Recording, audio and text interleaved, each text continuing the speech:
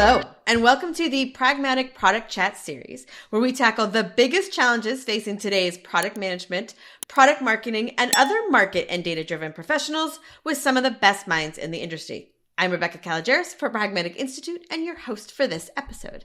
Today, I am extremely excited to have someone on who has a ton of experience in innovation, but in an area of products that maybe not all of us are familiar with. So today we're having on Tobie Hatfield, Senior Director of Athlete Innovation at Nike.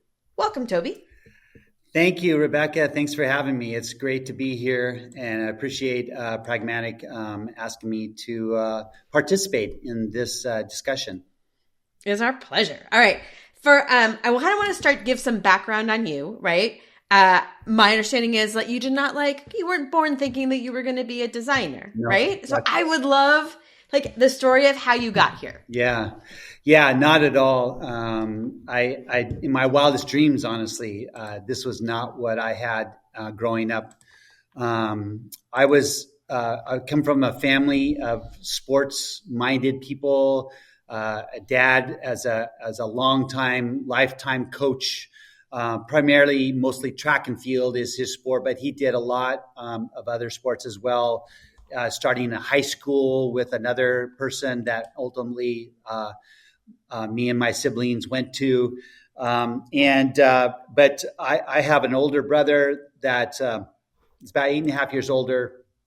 And I was just following in his footsteps on the sports side.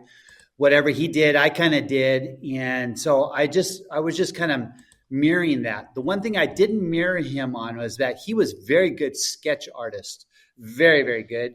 And I could never do that. I don't know. I had a hard time with stick figures. And so I always appreciated that. And that was kind of where one of the main places where my brother and I were very different. But my dad was a coach. I loved sports. I love all kinds of sports. I was in track and field like my brother, was a pole vaulter like my brother, did all of that stuff. I did, 3 sports, football, basketball, and track and field, did all of that. And so in my mind, what I felt like I could do after I grew up was to actually stay in sports and to basically follow in my dad's footsteps, because to be a coach then, because clearly my brother, who was going down the art path and then ultimately architecture, that just didn't seem like that was a fit for me and my at least passions and all that kind of stuff. So I just knew I wanted to complete my sporting career, and then I would go into coaching. And that's exactly what I did, Rebecca. I did that all the way through through college. I competed as a pole vaulter a couple of years professionally after my college. But I was coaching, kind of a player coach. I was coaching and trying to be a pole vaulter at the same time.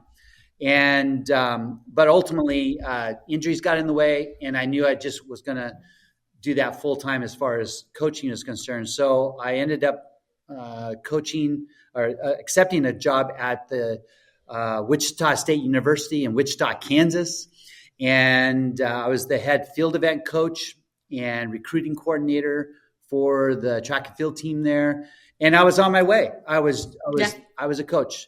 Now, in the meantime, while that was all happening, my brother, who, like I said, went down the architecture path, was asked by Nike to come and be their corporate architect, which he did. And then 3 years into that, they say, "Hey, you're a sports person. You are an artist. You know how to design buildings and build buildings. What about designing and building shoes?" And he took them up on that, and he was very successful at it, and has been his whole career. And I was watching that from afar. It's like, yep, that makes sense for him. And so I was looking at that, and then as we're going through, and again, this is in the 80s. that I'm finishing up my pole vaulting career, going into coaching now. Nike comes calling me. They're recruiting me, and they're saying, "Hey, how would you like to work at Nike?" And I'm like, no, thanks. I'm like, I want to be a coach. That's where my passion lies, and I don't even know what I would do at Nike. And they said, okay, well, maybe we'll talk again. And sure enough, they called again, and this went on for a couple of years. And one thing that happened that really changed my perspective on it, I had been away. I grew up in Oregon, born and raised, and that's where all my family were at the time. And but I had been away from Oregon for almost about 10 years doing college and doing the sports stuff and the coaching and other things. And also got married, also had our first kid. So I was just doing my thing, but not in Oregon. Well, my dad came down with stage 4 cancer.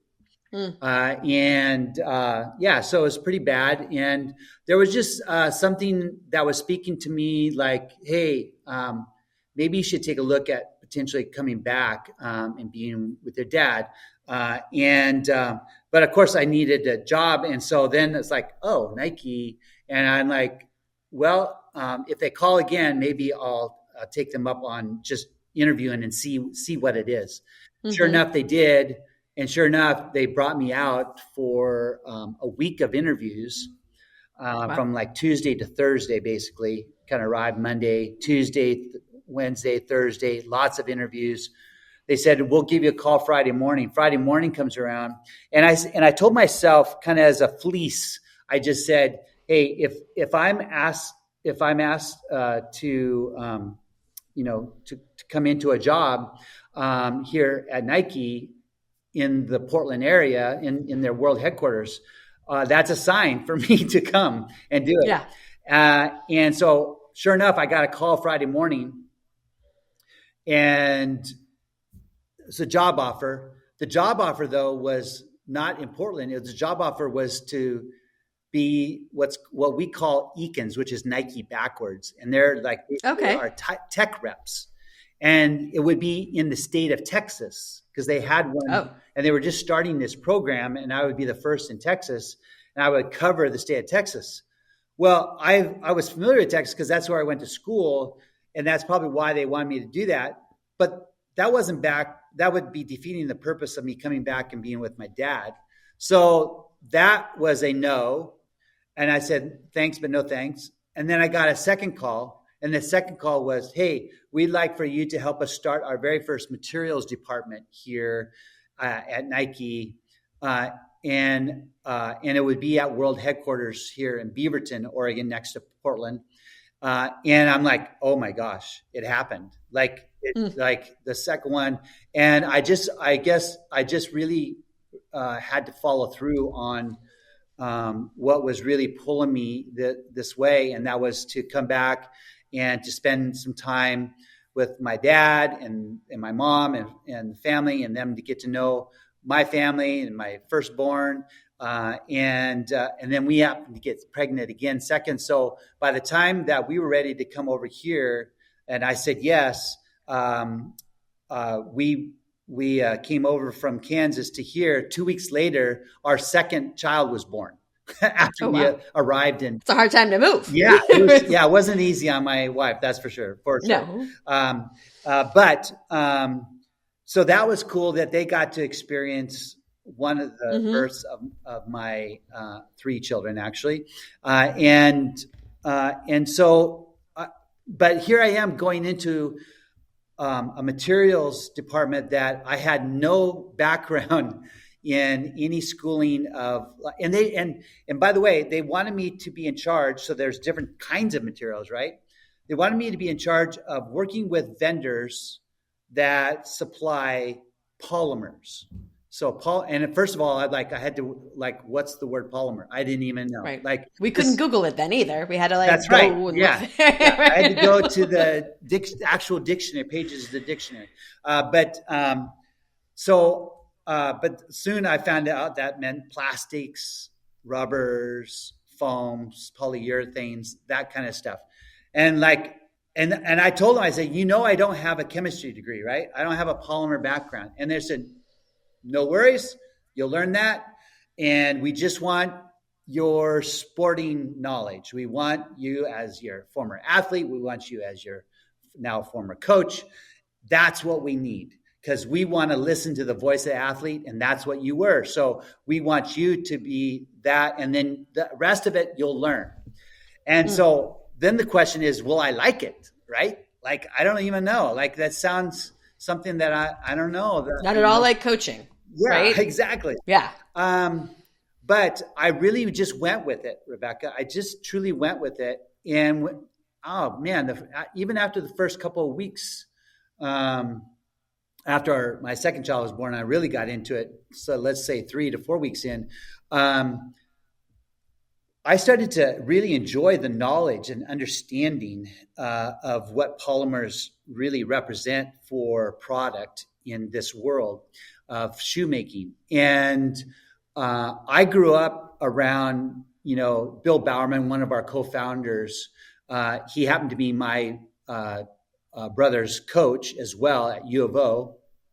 And so we knew him. He was in our living room recruiting my brother.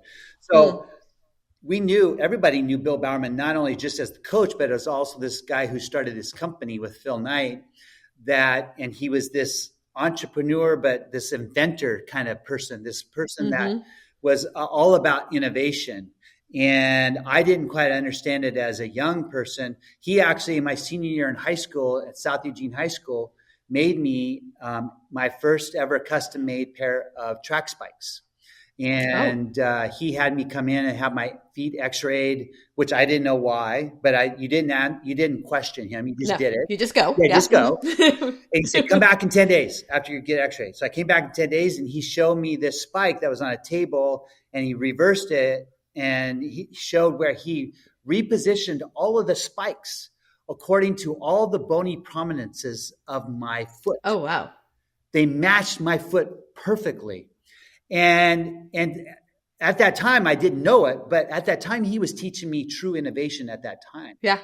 And so I was an 18-year-old kid that just wasn't, I was just like, wow, this is cool. Thank you. And he did my school colors. And I said, that's really cool too. And off we went. And so when I got this job at Nike, and he was still, this was 1990, he's definitely still alive and doing his thing. I was able to visit him, back at the Bowerman lab in Eugene, even though I was working up here in Portland. And we kind of recount some of that stuff. And so he starts to teach me kind of more philosophies of true innovation, and how you do listen to the voice of the athlete. And that doesn't mean just the voice, Rebecca. That means the whole person of the athlete, the mannerisms, what they like, what they dislike, everything, verbal, nonverbal. And so I just really think that all of that stuff leading up to what I've been doing the last 35. By the way, I just had my 35th year anniversary, July 3rd. Oh, wow. Here at Nike. Nice. Yeah. And it's hard to believe. It just feels like it doesn't feel that long, honestly. But it's just been a lifelong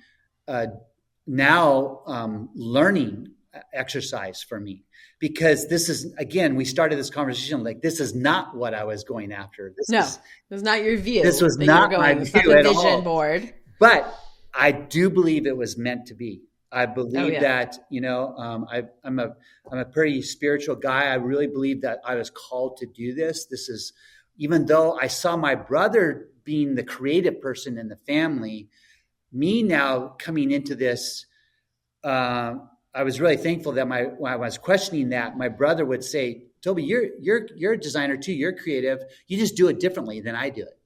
But it's there. And as I look back, I saw that in my dad too, which I didn't understand it growing up, when he was doing some things for his athletes that were kind of off the beaten track, if you will. Right. That was different than everybody else. Yeah. And so I do think genetically it probably is there, even from my dad but Tinker, my brother, definitely was really had the drawing capabilities, and that's not really my thing. I can do iPad stuff now, and thankful, for Procreate and that kind of software stuff, but it's just not my into my intuition to really have the ability to, now I'm just going to go sketch up a zillion different ideas. I work in 3D. I work all the time and like having to like make things, and so that's how I did it. But I really loved learning, and what I really wanted to say, Rebecca, is now that I've been able to not only be do what I do with my projects, but I have people that I'm fortunate to manage and to coach in a different way than on the field. Oh yeah, absolutely. Right. It's still coaching. And I always say to them, especially the young ones, but anybody, and I continue to tell myself this, always stay in the classroom of learning. Always stay in the classroom of learning, no matter how old we are. I can learn from my soon-to-be 3-year-old granddaughter as much as she can learn from her 64-year-old grandfather. And so it doesn't matter. And so when a young person comes in, they're thinking, I'm here to learn from Tobie. And yes, hopefully I can impart some of that. But I also want them to know I'm here to learn what you can share to me. So it's a reciprocal thing. It also keeps me humble, keeps me alive and vibrant, and also just more curious. Because before you have what I would call what if questions. Oh yes, what if I put liquid rubber in that waffle iron that my wife just opened up to mold that waffle mold, and then cure it, and then cut it out and put it on the bottom? And what if? That what if doesn't happen unless you're curious first. And you're not curious unless you're willing to learn. And so there's a process here. There's a step to the next step, and I think that is what I've been learning this whole 35 years that I've been here at Nike. But it actually did first start when Bowerman made me that when I was 18 years old, and made me that custom-made pair of spikes. It's there's so many interesting things about what Sorry, you did. The I story rambled just on told. that. So No, it was great because I would touch on just it was so interesting. Nike's hiring profile was clearly, let's find someone who really understands what we would call the voice of the customer. In your case, it's the voice of the athlete, who really gets it. Yes. But also in those 3 days of interviews, I'm sure they were also looking for some of those other traits, is this person curious? Are they willing to see, right? They're looking for a lot of things that don't, you'd think of maybe a typical job description for the role you would be polymer, expert, That's engineering degree, Yep. right? And clearly they were much more interested in how it's going to be used. The other piece of it that I love is so there is no big athletic background in my family. So I buy sneakers off the shelf. But the idea of the custom spikes, because if he'd asked you what would make your shoes better, you wouldn't have known. That's right. Right? Yeah. But him being able to look and talk to you and look at you the whole body, right? Again, customers and athletes both are not always good at diagnosing the problem or even telling you the right problem, right? They're maybe focused on a symptom. And if you look at the whole piece, then you're going to design something else that really meets the need, right? That really takes it in. And it is such a neat demonstration you had early in your career that you just sort of planted there, that then comes to roost when you come back here and you think, okay, that's what we're doing here, is really kind of helping them holistically by understanding, or helping them through shoes, but by understanding it holistically. And I think that's fascinating. Yes, absolutely. I mean, when we say, like I said, when we say listen to the voice of the athlete, he was listening to what was inside of me that none of us knew. Meaning, when he'd asked me to get that X-ray, he didn't know where my exact Sure. bones were positioned, but that's why he had to see it, right? So Mm-hmm. that's a form, in his view, that was a form of listening. That's Yeah. of what's already there and trying to pull that out. Some people ask me, hey, Tobie, do you ever get what's equivalent to a writer's block? Meaning, obviously looking for what's the next, theme or story is going to be for writing a book or whatever that may be. And the very first time I was asked that by a reporter, it kind of took me a little bit back, but I paused for a very short period of time, and my next answer, or the answer, was no. And it sounds very arrogant, and the reason why is because, well, that sounds like I always know what to do. Right. Yeah. But here's the difference between, let's say, me and, let's say, a writer, or what I do and what a writer does. The difference is I can say no because we're listening to the voice of the athlete, meaning the athlete, Rebecca, is the brief, is the living, breathing brief. So I don't have to create that. So Bowerman didn't have to ask me how my bones were positioned, because none of us knew that. He just had to go see for himself. But it was already there. So most of the time, of all the stuff that we do, it's already there. We just have to find it. So it's almost like an exploration thing, like an expedition or a treasure hunt, or whatever you want to say. It's about finding and pulling that information out of the athlete, and seeing it for ourselves. And sometimes for the athlete, it might be for the first time as well. Meaning, something that is like a picture of your bony structure kind of thing. And so, and by the way, I know you say, listen to the voice of you guys might say, listen to the voice of the customer. That's awesome. We say, listen to the voice of the athlete, and we have athlete, like on my shirt here, asterisk. Mm-hmm. The reason the asterisk is because in our mission statement, it says, we, are making things, for the true innovation and inspiration of every athlete asterisk. And then it says the asterisk is, if you have a body, you are an athlete. I love that. Yeah. So many people, you said it right there. You just yes, I did. Yes. But that's not how we at Nike look at it. We actually see you, Rebecca, and anybody in your family as an athlete, because the potential of an athletic move is always there for anybody who has a body. Now, of course, yes, not everybody competes. Not everybody gets in a race or gets in a game, or that's not the point of if you have a body, you're an athlete. The point is, Bowerman cared deeply about people, whether they were his best runners or they were people who were just starting to jog. That's the whole gambit. And I always say, and I know maybe you can't see it in this shot, but if you could see it in my shot, I mean, I could say from this fingertip to this fingertip, that's what we're talking about as far as if you have a body, you're an athlete. And that's very accepting. If you were and I were to meet in person instead of on this video call, each of us could have, I'd say, oh, Rebecca, it's great to see you. What would I do? I would put my arms out wide and give you a great big hug, because I like to hug, and it's great. And I think it's just really nice to, to greet people in that way. That's very accommodating. It's very inclusive.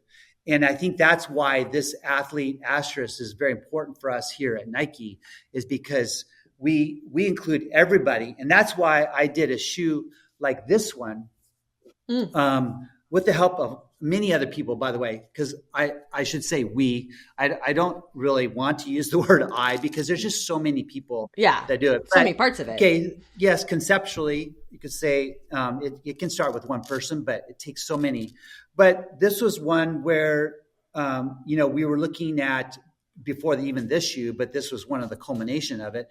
It's like somebody who loves our shoe, but said that they can't wear our shoe because they have cerebral palsy and they can't tie the shoe They Mm-hmm. can't even Mm-hmm. maybe even get in the shoe themselves because they don't have the dexterity, they don't have the strength, whatever it may be, the condition may be. And it doesn't have to be cerebral palsy. It can be, again, many other things. It could be stroke Mm-hmm. victims. It can be all kinds of, it can be old age. It can be Yeah. lots of things. But we want everybody to enjoy our product. And if we're not accommodating that, then that can be, that can hinder. If you have a body, you're an athlete, meaning that we have product for Mm-hmm. everybody. So this product is one of those where it's called the Zoom Universal, and it was actually for an elite athlete and in the WNBA. And Mm. she was one of the top athletes there. She since retired, but and she had a sister who has cerebral palsy, severe enough to where she needs a caretaker all the time, and can't really get into her product typically by herself, unless you do something like this. Mm. Oh, so it's a full step in. Yeah. That's amazing. And especially with a basketball shoe, her sister plays basketball. If she wants to wear, the idea was, how cool would it be if her sister who has many challenges and the sister who is one of the best in the WNBA, what if they could wear the same shoe and put on the same shoe and enjoy the same shoe at the same time? And Awesome. and that is this. And Yes. so we went about doing that. Yes, it has to perform. It has to be able to go out there and do what it needs to do at the highest levels. But it also can have somebody who has challenges to be able to not have to go this high. If it was just traditional, you have to lift your foot this high, steep your foot in like we typically do, maneuver around a little bit, step down on it, and then, especially when you use laces, have to tie it. Yep. We all take that for granted that can do that and been doing that for years and years and years. But what about, again, for people who can't? That is not doing this then. So that was not acceptable in my mind. That was not being Bowerman-like.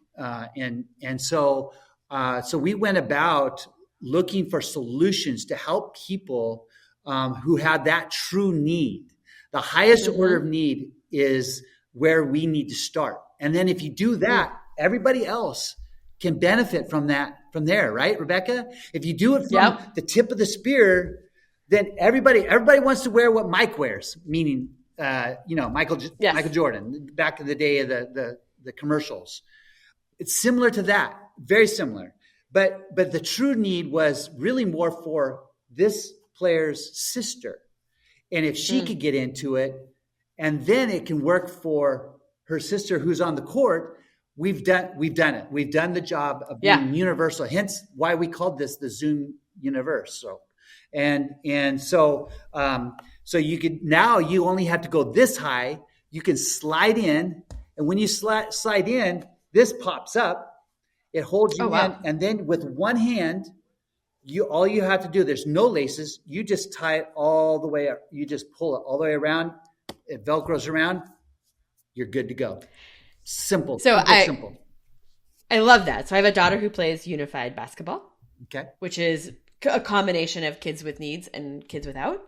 And you can see where this kind of equipment is necessary. You can also see what I really appreciate about this is it's not a token solution.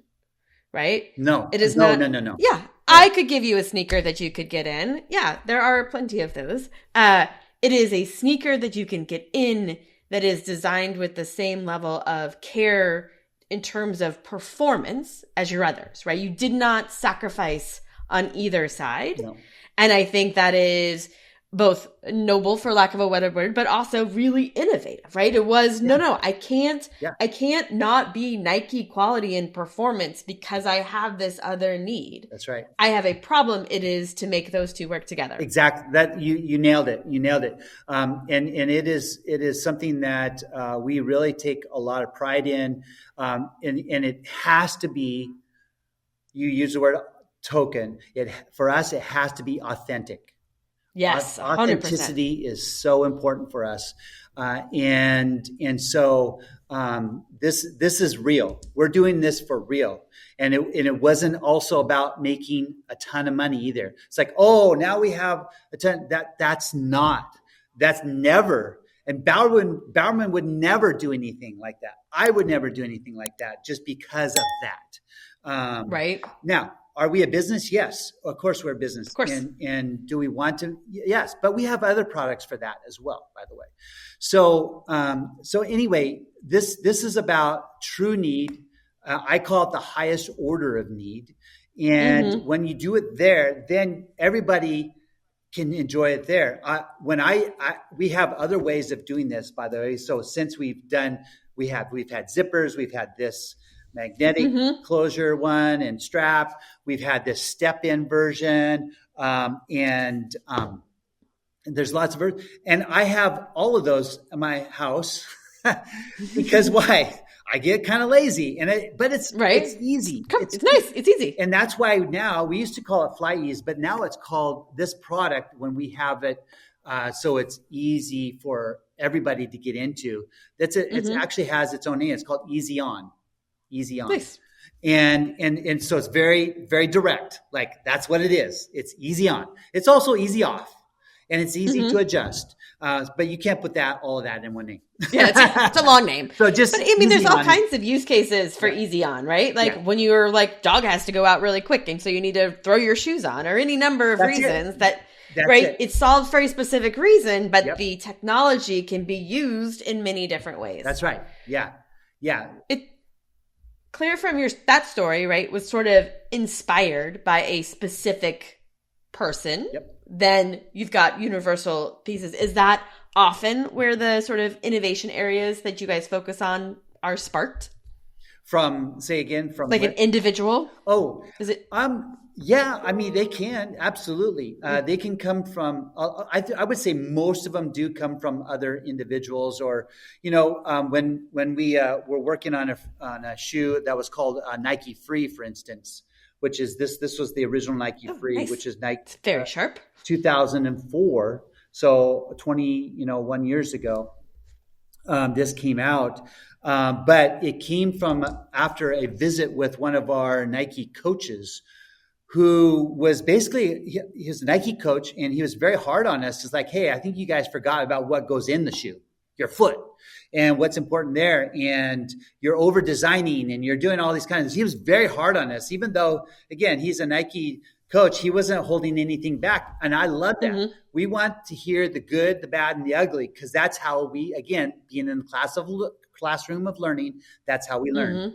So he said, so then we asked him, well, what makes your teams or your individuals and your athletes so successful? And he goes, well, I think there's one thing that is very important is that we do a fair amount of initial training at the beginning of the season that's barefoot. Interesting. And we basically take your shoes off. And we're like, well, that doesn't help us, especially our business. We're fans of shoes. They obviously still need to wear shoes for competition and things like that. But it did give us the aha moment. The aha moments are when we hear something from someplace, listen to the voice of the athlete, and we can internalize it and then start to potentially apply it. Application is just as important. If you hear something and you think, oh, that could be a kind of interesting thing, but you have to be able to appropriately apply it to give it meaning, So barefoot training in and of itself was no meaning to us as far as footwear was concerned, because they're taking the shoes off. However, if you say, but the aha moment was, if you could perform in a shoe as if you're barefoot, then coach, what would you think about that? Meaning, could you have the same kind of movement? Could you have the same kind of pressure data? Could you have, again, being everything equal as far as like what a barefoot is versus being in the shoe? And you looked at the science and the research data between those two. If you could match that as close as possible, what would you think about that? Because one of the things he did say is, I am concerned about athletes trying to do more barefoot while I'm not around, because he does it in a controlled setting. And what if they step on something, Oh, like a anything. piece of Yeah. glass, or they injure themselves stubbing their toe, or whatever it may be. And we do know one good thing about the shoes, apart from anything, is it protects you from that kind of stuff. Yes. Yep. Hot surfaces, all of that. And he goes, that would be great. That was the aha moment. It's like, okay, so now the solution, or what we have to come up with, is a solution to, like, okay, understand what barefoot is, what's happening there, what are the angles of the foot. Right. Why is it attractive for them to practice barefoot? Yeah. Like, And I wouldn't know that. I would need to know what he didn't feels either. different. He goes, I'm not a scientist, but I just feel, I know that my athletes are better. They're stronger. Their feet are stronger. And when their feet are stronger, I can push them harder. When I can push them harder, they can perform better. When they can perform better, they may win, or they'll at least reach their potential. And so we just needed to come up with a solution that mimics barefoot motion, but in what we call a shod or shoe condition. And that's what was born was Nike Free from there. Oh, wow. So then you start doing prototypes. And when we did the prototypes, you match that to the barefoot data, just true barefoot data. And if it's starting to match up, you're on the right course, right?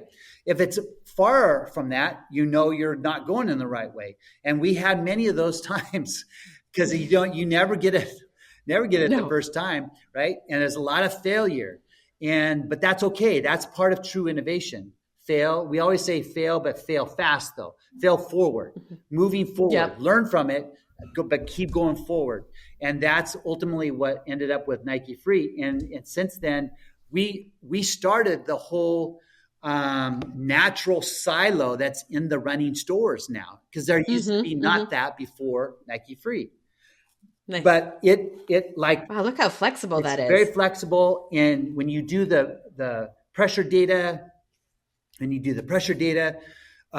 you measure all the ankle and joint angles, it matches barefoot very closely. And so we knew that was the case. And then you do research to see, okay, what does barefoot give you that this coach couldn't tell us? Meaning, what is the actual true benefit? Yeah. He said strength. So we said, okay, how much stronger? So we were able to do that research, and we found out that but if you did straight barefoot training, but also wearing this shoe, which is similar to barefoot training, you could actually gain up to 20% increase in intrinsic muscle strength in your foot muscles. And that was significant, super significant. And white papers were done, published, peer reviewed, all of it. And so that was, again, listening to one individual, just back to the original, that said, hey, I don't know, you guys forgot about what's going in here. And then he's kind of like, after that, it's kind of like the rest of it is for you to figure out. And that's what we did. Right. And then we went a step further and found out, well, you're not a scientist, coach, but we have scientists that can give us the data on what it actually is, the benefit. And then we can come and tell you and tell the athletes. And then it becomes a tool within their arsenal of tools for performing. Right. What his gut was saying, that it made them stronger. Yeah. Your science could say yes right. And how. Yeah. Yes. And we were able to go back to him and say, hey, you were right. Now we can give you a number, though, because that's important. We can say to an athlete, oh, this will make your foot stronger. But that could be like, how much? Yeah, right. Is that really worth me doing something different? Yeah. Yes. I mean, that's true. But is that significant enough to really make a difference? But if it's that much, that's enough to make a difference. And it is. Yeah. Is it, when you were talking about prototypes, and then you talked about how you could like test the prototypes that felt very sort of mechanical, like ways you would measure and do pressure. Do you guys also have a prototype in the wild stage where you get athletes to use it and try it? Like, how does the prototypes work that way? Yeah. So the initial prototyping a lot of times can start with existing product that we modify. Okay. And so if we don't have to so making something like this, especially the polymer part, back to the polymers, you're having to create molds. And that means you have to create files and computer, type of renderings and get it into a place, and that takes a while. And so we want to go, like I said, if we're going to fail, we want to fail fast and fail forward. So we really want to like start with some things and cobble, and that's what a shoe cobbler does a lot anyway, right? We just cobble, so we can take something that's existing. I did that doing this shoe, which was ultimately called the Air Presto. This is the Air Presto, which came out in 2000. One of our more successful shoes all around, as far as like how many sold, stuff like that. But again, don't know that going in. You just don't know. What you do is, and I was intrigued myself on a comfort project, like making the best comfort shoe that we could design and develop and make. And so I didn't start out with a design. I started out by taking an existing shoe that was okay, but how could I make it even more comfortable? The existing shoe. Mm-hmm. And so I start cutting and I start doing things. I work with some pattern engineers and we reconfigure some stuff and basically kind of recreate that shoe a bit, but it's the same kind of basic design. If you see the progress there, then you're like, okay, that's good. Now, how can you take what we learned there and now go into a real, true new design that encapsulates what we learned from the existing one that we modified? Does that make sense? And I mean, you're kind of doing some quick testing to figure out, okay, these are the areas we should really hone in on instead of just going from a blank stage, give me comfy shoe. And you're like, well, where are the pain points usually? Yeah. Like I said, I work in 3D. And so I want to let's say this is Nike Free because I don't have it. But let's say this was the existing shoe. And I was like, okay, I want to make this even more comfortable. I want to try some things in my mind that I think maybe could work. I don't know. Let's just try it. So I could take some scissors. I could take some X-Acto knives. I could do lots of different things. Yeah. I can go to the pattern engineer and say, hey, let's take this pattern and tweak some things, recreate this pattern. But it's basically, again, the same design from some other designer. And then let's put it on. And then let's put it, and we always try it on ourselves. Always. If we're going to hurt somebody, let's hurt ourselves first. Right? Yeah, let's start here. We're the first guinea pigs. And so I usually make it in my size or at least somebody that's close to the project in their size so that we can just try it on ourselves. And we do that. And then again, if there's progress, then we put this down and then we can do pen to paper and start to design around what we learned from this exercise and ultimately then design this one that has the things that we did, like this curvature that you see here. You can see this one doesn't really have that, but this one does. That was one of the new things. And so, and it makes a big difference. You would think it doesn't, but it does. And so we learned that, and then you put that into the design. When you do that, it actually offers you potentially new design kind of techniques, and also just it follows the design kind of follows and it kind of looks like what you were trying to accommodate. And ultimately, this Presto was called a T-shirt for your feet because it was so comfortable. I love that. And because I was like, how can we make something that is just put on, it's nice and comfortable, it stretches, it's soft. And that's all I was looking for. And sure enough, the branding, people would say, oh, this is so comfy. In fact, one of we also then come up with development names, which are fun. They're not necessarily, almost always never the final name, but the development name for this was the Air Comfy. Nice. Because why? When people put it on for the first time, the early prototypes, they would say, oh, this is really comfy, or this is comfortable. Yeah. So I just I'm just going to start calling it the Air Comfy. Ultimately, we couldn't get that as a trademark. Actually, even though we tried, our CEO at the time liked it, but we ended up with Presto, like kind of Presto magic kind of thing. And so, but nevertheless, this is it kind of follows that kind of design based off of what we learned from the initial prototyping. But the T-shirt for your feet is exactly like I just love that tagline. Yeah, because it's exactly everybody. Yeah, the best thing you can put on is the comfortable t-shirt. Yes. The other thing about the prototyping thing, and you touched on this, you said it as well, right?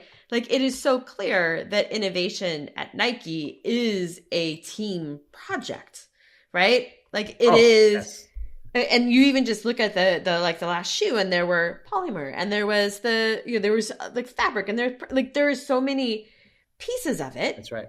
and patterns and stuff that would all need to go together in the end result. That I think it is a very good example of many, you have to understand the problem, and I need to get the best minds to all be curious about that problem together, Yes. to really create the best solution. That's right. Team selection for me is super important. I think it is for most people for sure. And when I'm starting a new project myself, and I'm thinking about who could help this project, I'm thinking about people who could have a like-minded passion that I might Mm-hmm. have, or certainly maybe even like whoever the athlete is, also who gave us potentially the idea or the thought, and so I want people to be on the team that want to be on the team, not just Yes. because they Yes. had to be on the team or they, it's just another, check off the box kind of thing. No, we want people who are really, really involved, that are passionate for ultimately what it's going to end up being for. That's our latest thing was super important when we did this. This Hmm. is What the is this? Nike Hyper Boot by Nike times Hyper Ice. You can see Hyper Ice on the Okay. side here. This was a collaboration with the company Mm. Hyper Ice. This is the world's first therapeutic compression boot, Oh. utilizing dynamic air compression and heat. It Oh. actually is powered, and it Oh, wow. has two air zones in it, a bottom air zone and a top air zone. This whole black area here, nothing in the toes, this gray area, all heats up. And Okay. dynamic air compression, I'll stop it so it's not loud in our ears here. The dynamic air compression heats up. If this is your ankle, there's a layer of heat. There's a layer on the outside of the compression, and it's pushing that heat every single time Okay. it pulses. It'll fill, hold, and then release. Fill, hold, and then release. And each time it's pushing that heat further and further into the inner reaches of the foot and ankle areas to where it heats up the interstitial fluids, and then that makes the whole area much loose. That's why athletes do warm-ups, right? Yep. Yep. Yep.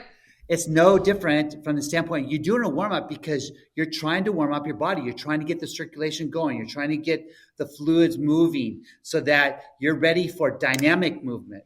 And Mm-hmm. so that's why, when car manufacturers or engineers or designers were looking at, petrol fueled, cars, well, back in the day and certainly today, although, you don't see that with electric cars as much, obviously, because they don't need the fluids.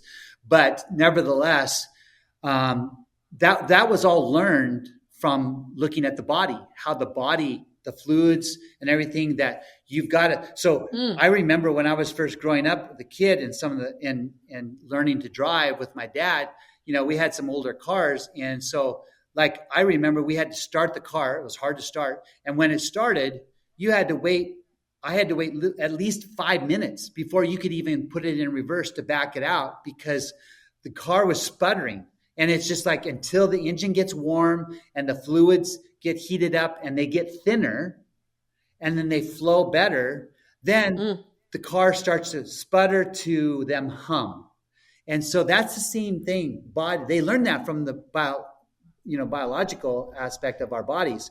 And so what we're trying to do is help the body hum better. Yeah. and Well. we do it at the foot level because it's the furthest part away from your heart. Mm. And Mm-hmm. so that's what's happening. And so we think that this this will help athletes get into their warm up better. Also, after their movement or after their Mm-hmm. performance, it Mm-hmm. also helps in recovery. So we call it pre-covery or priming to recover. So on both sides of the performance aspect. And it's a boot that just came out this year in May, Yes. and it's the first of its kind. And you could see, I mean, again, total layman here, but like thinking about the foot, there's so many bones, there's so many Yeah. little pieces in there, and you have lots of stretches that you think about doing everywhere. And I'm sure athletes do stretch their feet more than most of us, but you can still see how hard it is compared to some spots and how much of advantage it is if you can get it really loosened up. Absolutely. Well, I mean, think about again feet and how important they are to people who are using their feet for their performance, Yeah.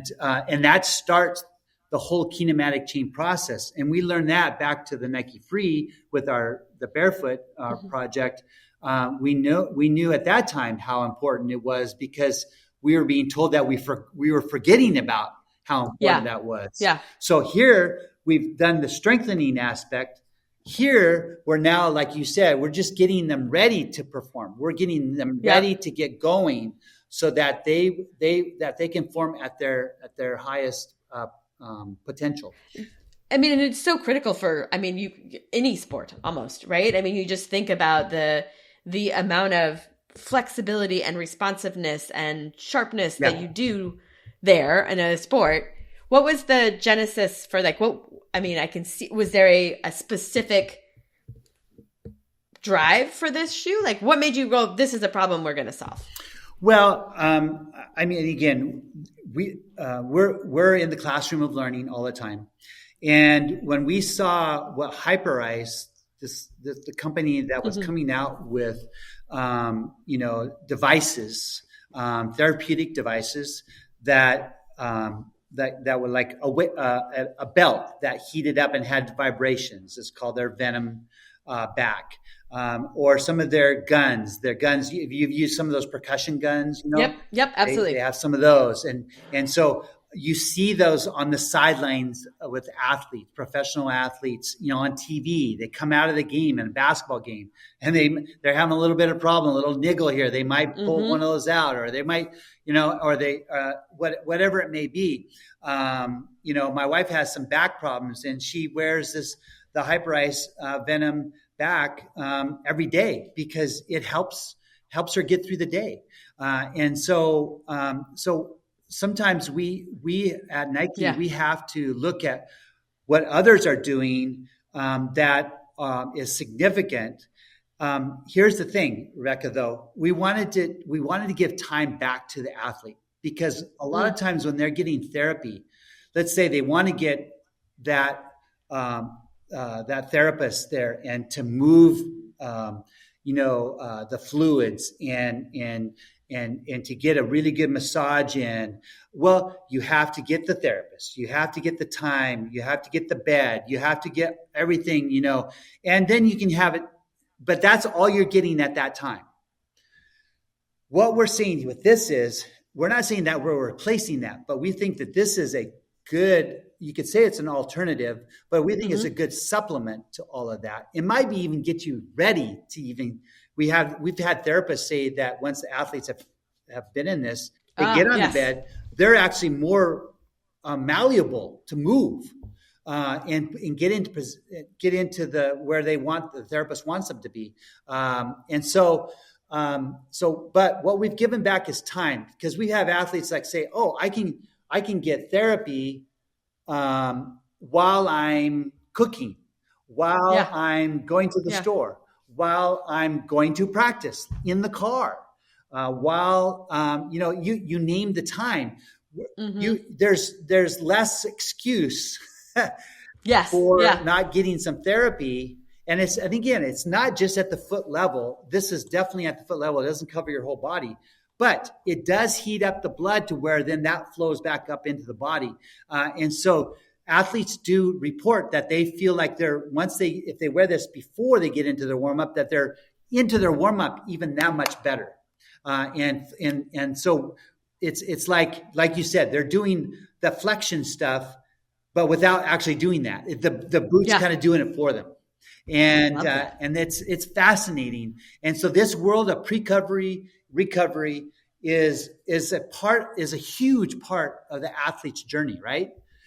Yeah. The performance aspect, if you think about it, the time that they're on the court, they're on the field, they're on the track, compared to the preparation and compared to the recovery is tiny. It's small. Yeah. The time continuum. All of that hard work, the hard work is before you get to the court, before you get to the field. And we want to be there for them for that. And so we needed to partner with Hyperice, who has some of the technology, like the compression technology and the heating technology. But you know what? They can't make shoes either. And we know how to do that. Yep. Yes. They know what they can do and their skill sets, and they do it very well. They're at the top of their game, at the top of their industry. We're at the top of our industry. It makes sense that we can combine these two forces together to do something like the Hyperboot. And so I would say, they needed us as much as we needed them. And that's why it's a beautiful collaboration. And that's how you learn as well, by working with others who have some other solutions. I love that. All right. So this is amazing. Most of us listening don't work with shoes or even apparel. We have a lot of software listeners, but I think about a lot of the things you've talked about, some of the innovation principles and approaches from athletic design that definitely apply to us. And I'd love just to end with a summary of some of those that you think you're like, look, my world may be different and it's amazing and it's fascinating, but these principles, I want you, listener, to start applying these tomorrow. Okay. Yeah, these principles are not just for what I do. Actually, I'm very fortunate and blessed to be able to be asked to give kind of a true innovation philosophy talk to many people here at Nike that don't design any kind of product. It can be people in IT. It can be some people in the finance world. It can be, this is a big place. And so we have a lot of people that don't do what I do. But here's the thing, Rebecca, what I tell them right at the beginning of a 45-minute presentation, I would say, but you can innovate too, even though you don't think you're an innovator, but you can truly innovate as well. And so these philosophies that I would tell them can be applied to any job. And there's a couple things that I think I could share with you. One is I learn, or we learn from the past as much as we do from the present to then create the future. And so one of my favorite inventors, and I think the best inventor of all time, is Leonardo da Vinci. He did it all. An artist, sculptor, inventor, obviously, a physician, doctor. I mean, he did it all. Painter. Yeah. I mean, it was crazy. The crazy stuff, And so I'm like, oh, well, what was his philosophy? So I would look at his philosophies. There was two things that I pulled out of his philosophy that I think really apply to anybody who wants to truly innovate. I say truly, even though truly isn't on my t-shirt here. I think that's important because I think the word innovation is thrown around a lot. Yeah, I think it definitely is. I think don't you think it can be watered down quite a bit? So I want to have a little bit of a proviso there, truly innovate. Two things from Leonardo that I think we can all apply. One is there's two Italian words, or really three, but the first one is sfumato. Sfumato means literally to go up in smoke. Every true inventor or innovator has to have a little bit of a mad scientist approach to them. Meaning that's back to what I said about being okay about failing and fail forward, fail fast, fail forward, and be okay with that. And obviously, I also want to talk to the managers out there too, because you have to have managers that allow you to do that. Because I'll have people say, Tobie, I want to do that, but I don't think my manager would want me to fail like that. Yep. And Yep. We hear that. so I want to speak as much to the managers out there. It's like, please allow your employees to fail and to fail fast. That means they're trying and they're doing some things. And that's how we learn. And then we move on. And so there's that. So sfumato is the first part. The second part is the second half, or the other half, actually. And that's arte science. So art and science. So that's the whole brain thinking. That's the logical side. Now, when you put sfumato, arte science together, in English term, that says a calculated risk. A calculated risk. Because if you only have sfumato, that's just a risk. If you only have arte science, you just have calculation. You need both. A calculated risk is the best risk of all, because that means you think about it. Now, I work in a place called the Space Kitchen. We intimately call it the Innovation Kitchen, but it's a kitchen, meaning that we're cooking up in our way new ways of doing things, whether it's in footwear, apparel, whatever it may be, for the athlete. If you have a body, you're an athlete. So it's like we're taking ingredients from this shelf and from this shelf, and we're putting them in a pot, and we're stirring around, and we're taste testing it. Now, it would be a risk only if I blindfoldedly took some ingredients and I didn't really look at those ingredients, and I just like, hey, let's just put some things in there and let's see what happens.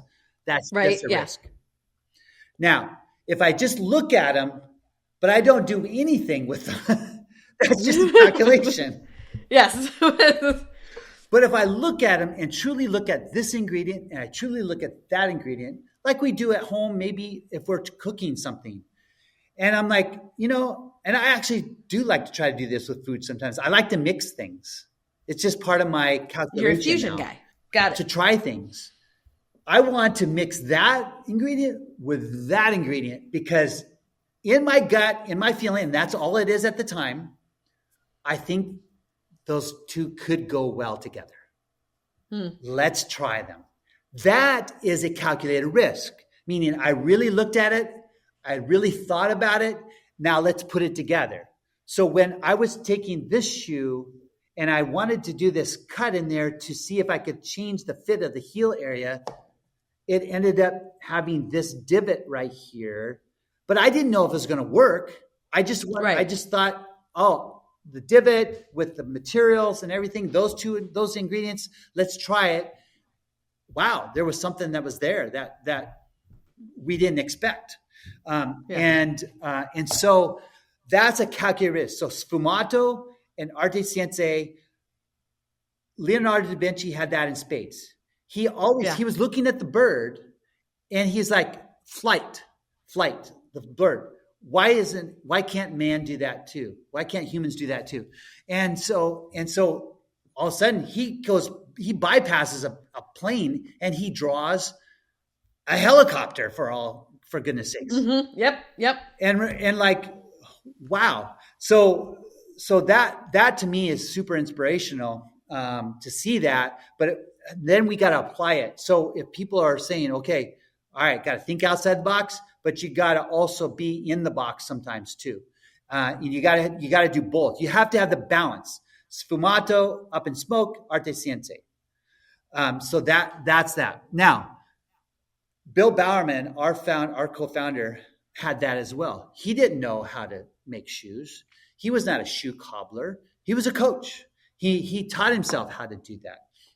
He taught himself how to be kind of a biomechanist, learning about the body and its functions and how this works with that. And so those, to him, those were like calculated risks that he needed to take for his athletes to help them be better athletes. And so we can all do that in whatever job it is. It does not matter whatsoever. And so that's important. The last thing would be, I think we also have to define for ourselves what true innovation is for yourself. Now, again, I gave you a philosophy of like applying that and approaches to manufacture something or put something on the table. But when I saw, after Bill Bowerman passed away in 1999, the very next day in the Oregonian, which is our local newspaper here, there was a picture of him I'd never seen before. He's sitting outside a box, of all places. He's sitting literally on a box in a field, probably inside the field of a track. You couldn't see the whole picture. It was more of a close-up. But he's sitting outside the box. He's like this, and he's thinking. I said, oh, this is the modern day thinking, man, like the statue. Mm-hmm. He's sitting outside the box like an innovator should think outside the box. He's thinking outside the box. He's sitting. It was unbelievable. But what was in his lap? What was the most important thing to me? In his lap was circa like the 1950s, late 1950s picture. It was a Super 8 movie camera. Now, what is a coach of his, demeanor and economic status, which wasn't very much, doing with the Super 8 movie camera back then? Well, he was using it as a coaching tool that nobody else was doing. So to be a true innovator, you have to step out from where everybody else is at. So I came up with my definition of true innovation. And it's more of an actionable definition. And it is true innovations happen when you don't conform yourself to the same standards as everyone else. Because there's no way that you can truly innovate if you just push and pull the same tools and where everybody else is at. All these other coaches were using the same tools.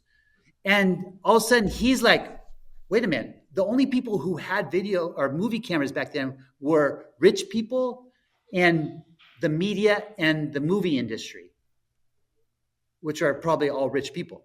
And but yet he knew he needed to get one somehow. I don't know how he got it, but he figured it out. All these other coaches are looking at him, it's like, Bill, what are you doing?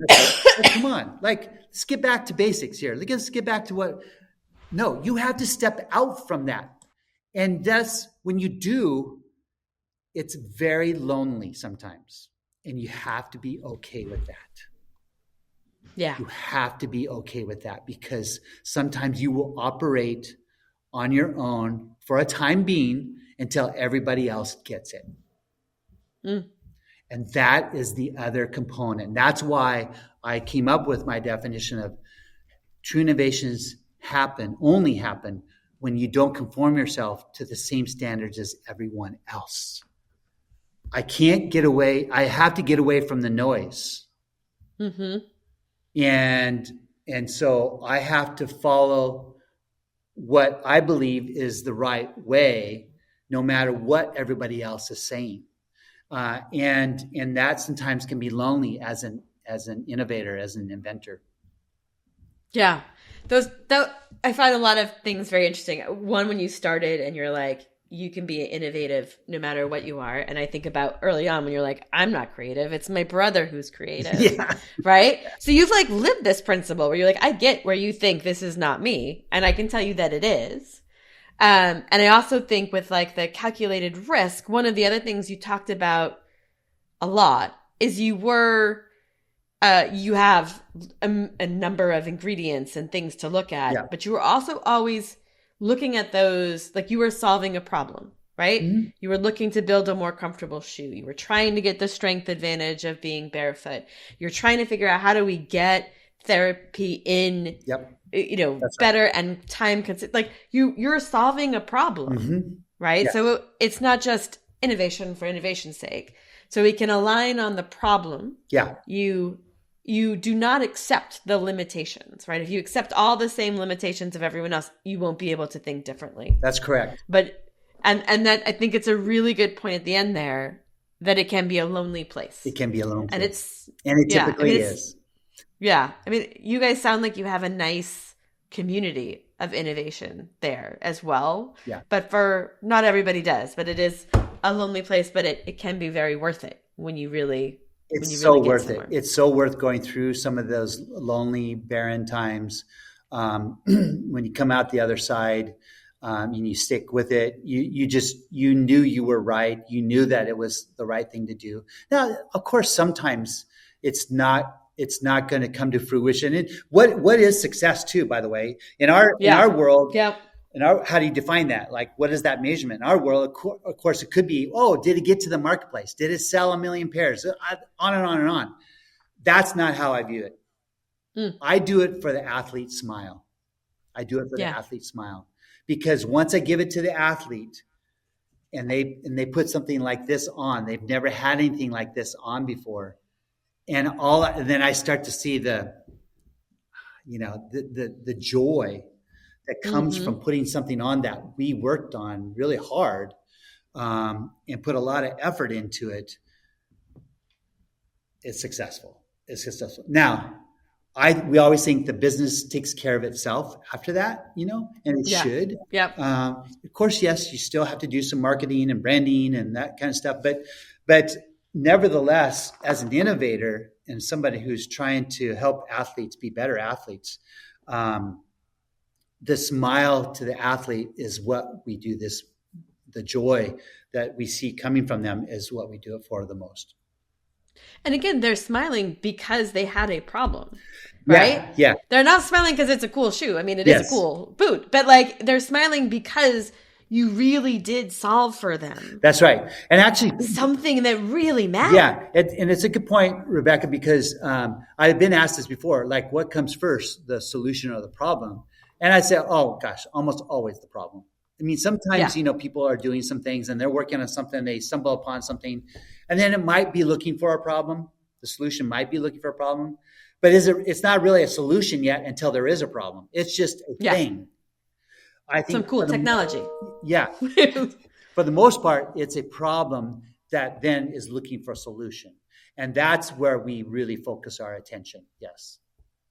Awesome.